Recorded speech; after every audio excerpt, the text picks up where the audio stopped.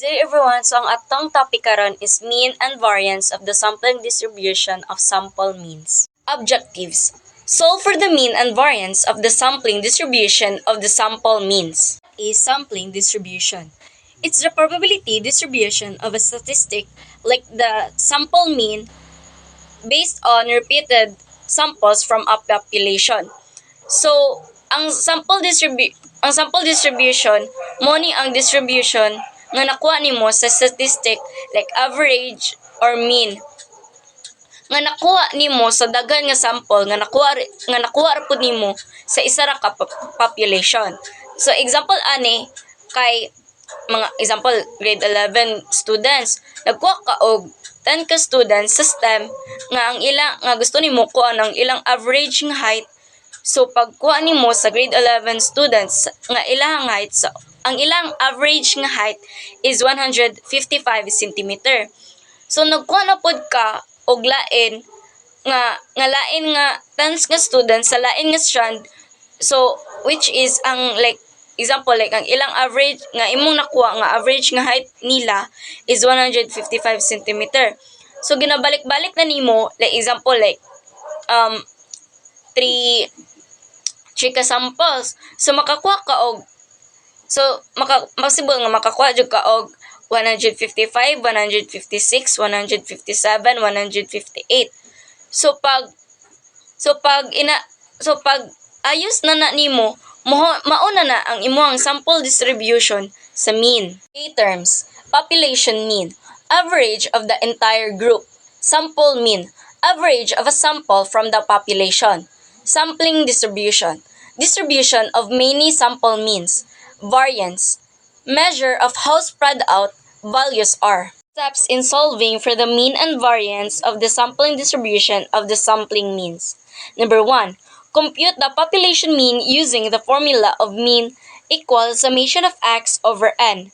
Number 2. Compute the population variance using the formula of variance over summation of x minus mean squared over n. Number 3. Determine the number of possible samples. Number 4. List all possible samples and compute their corresponding mean. Number 5. Construct the sampling distribution of the sample means. Number 6. Compute the mean of the sampling distribution of the sample means using the formula of mean subsample mean equals summation of sample mean times p times sample mean. Number 7. Compute the variance of the sampling distribution of the sample means using the formula of variance subsample means equals summation of p times sample mean minus mean squared. Solving mean and variance of the sampling distribution of the sample mean. So the number of students with high honors from 5 sections are 3, 5, 2, 4, and 6. Suppose 3 sections were selected as samples. Determine the mean and variance of the sampling distribution of the sample means. So number 1, compute the population mean using the formula of mean equal summation of x over n. So we have here a mean equals summation of x over n equals 3 plus 5 is 8 plus 2, 10 plus 4 is 14 plus 6 is 20 over 5 is equal to 4.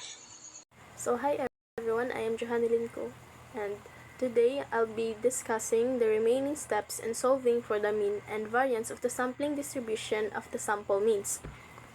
So the second step is compute the population variance using the formula variance is equal to the summation of x minus mu squared over n. So para makuha na to ang atong population variance, need nato ni siya nga table. So sa atong table is natay tulo ka column. First column is x, second column is x minus mu, and third column is x minus mu squared. So sa first column is ang x. And then, sa x, makita na to sa first row is na 3, second row is 5, and the following rows are 2, 4, and 6. So, makuha na to ni ang atong mga x man is nasa ato ang question ganina. So, ang atong x kay mo ni ang 3, 5, 2, 4, and 6. So, tara, atong ibutang ang atong mga x, which is katong 3, 5, 2, 4, og 6. And atong second nga row is ang x minus mu. Para makuha na to ang mu is gamiton nato ni nga formula kaning mu is equal to x is the summation of x over n. So i-substitute na to ang the summation of x. So ang summation na to sa atong x is i-add lang nato ni tanan kaning 3, 5, 2, 4 og 6. So if ang total ni tanan is kaning 20. So the summation of x is substitute lang nato. The summation of x is 20. And ang atong n nga 5. Kung pila ka book atong x, so atong x man kay 5 man ka book. Ang atong x kay kaning 3, 5, 2 og 4 og 6. So man na sila 5 sila ka number. So atong button is substitute nato 20 over 5. So 20 divided by 5 is equal to 4. So ang atong mu is 4. And then atong button is kaning second row x minus mu. So ang atong x is 3 and then mu nato kay ang kaning 4. So 3 minus 4 is equal to negative 1. 5 minus 4 is equal to 1. 2 minus 4 is equal to negative 2. Og 4 minus 4 is 0. 6 minus 4 is equal to 2. And the next row is ang kaning x minus mu squared. So ang atong mga nakuha nga mga value ganina is ato lang to silang ipang squared. So kaning negative 1 squared is just 1. 1 squared is also 1. And negative 2 squared is 4. 0 squared is 0. And 2 squared is equal to 4. And then, ang summation ani nila, i-add lang nato, gihapon nato sila tanan. So, 1 plus 1 plus 4 plus 0 and plus 4. So, ang equal ani niya is 10. And then, para makuha, napoy other way para makuha nato ang atong population variance using this formula. Kaning variance is equal to the summation of x squared over n minus mu squared. So, para makuha nato ni is atong ipang square daan ang atong x. So, atong x is 3, 5, 4, and 3, 5, 2, 4, and 6. So, ang squared sa 3 is 9. 5 squared is equal to 25. 2 squared is equal to 4. 4 squared is equal to 16. 6 squared is equal to 36. And itotal na to ni sila tanan, which is 90. So, the summation of x squared is equal to 90. And then, ang atong n is 5. And then, atong mu is 4. So, 4 squared lang. And then, copy na to, variance is equal to 90. Atong summation of x squared is 90 man over 5. Kaya ang atong n kay 5. So, 90 over 5 minus, and then, ang atong mu is 4 and square dayon. So, ang atong variance is equal to 90 over 5 minus 4 squared. And so, 90 over 5 is 18. Negative 4 squared is negative 16. 4 squared is 16, and then copy lang nato ang sign niya negative. So 18 minus 16 is 2. So para sa silag outcome. So ang atong population variance is 2. For the third step is determine the number of possible samples. So atong population balik 3, 5, 2, 4 og 6. And then ang atong sample size is 3 without replacement. So this is our formula. So, i-substitute lang nato. So, 5 factor. So, ang n nato. So, ang n nato nga dako man kay 5. So, substitute lang nato sa n nga dako 5 factorial. And then, atong sample size kaning 3, ay ang kaning n nga gamay is 3. So, substitute 3 factorial. And then, n nga dako 5. N nga gamay minus 3. And then, factorial. So, para madali ta, pwede na to spread out ang atong mga factorial. Kaya ang 5 factorial man is 5 times 4 times 3 times 2 times 1. And then, ang 3 factorial kay 3 times 2 times 1. And then, 5 minus 3 is 2. And ang 2 factorial kay 2 minus 1. So, after nato sila ma-spread out, is pwede rin nato i-cancel ang kaning 3 times 2 times 1. Ang atong numerator nga, 3 times 2 times 1 sa denominator nato, nga 3 times 2 times 1. So, cancel. Ang mabilin is 5 times 4 og 2 times 1. And then, kaning 4 og 2, pwede po din nato siya i-cancel. So, makancel ang 2, and then, ang mabilin sa 4 kay 2 na lang. So, ang nabilin kay 5 times 4 over times 1 or 1. So 5 times 2 is 10 and then copy lang nato ang 1. 10 divided by 1 is just 10. So atong number of possible samples kay 10. And then for the fourth step is list all possible samples and compute their corresponding means. So ang atong sample ay atong population balik 3, 5, 2 og 2, 4 and 6. So natay table diri. Sa atong table is nay duha column. So first column is sample and the second column is sample mean. So sa atong sample so need sample size man nato kay 3, so meaning 3 ra ka numbers. And then so atong sample is 352, 354, 356, 324, 326, 346, 524, 526, 546 and 246. And then para makuha nato ang sample is i-add lang nato ning atong tulo ka number and then i-divide din nato sa atong sample size nga 3. So 3 plus 5 plus 2 over 3. So add nato 3 plus 5 plus 2 is 10 over 3. So 10 divided by 3 is 3.33. And then ingato lang din atong baton put sa uban nga mga numbers. Para sa ning 3 plus 5 plus 4 over 3 is 4. And 3 plus 5 plus 6 over 3 is 3. So answer is 4.67. So ingato atong baton sa mga remaining lang nga numbers. So atong nakita atong mga sample mean dayon kay 3.33, 4.0 or 4.0, 4.67, 3, 3.67, 4.33, 3.67, 4.33, 5 og 4. And then for the fifth step is construct the sampling distribution of the sampling means. So sa napotay another table na pod. So sa tong table is na napoy tulo ka column. Ang first column is sample mean and second column is ang frequency. And then ang third column is ang probability. So i-copy lang nato itong mga sample mean ganina. So i-copy lang nato itong mga sample mean. So itong sample mean is 3, 3.33, 3.67, 4, 4.33, 4.67 og 5. So dili na nato siya kailangan ibalik. Balag ikapila siya ning balik kay isa ra gyapon nato siya ibutang. So sa itong frequency dayon kung kapila ning balik ang 3. So since ang 3 ning balik siya kay isa ra man, so sa frequency ato ibutang 1 ra. And same sa 3.33 kay isa ra gihapon, 3.67 kay kaduha, 4 kay kaduha and 4.33 is kaduha.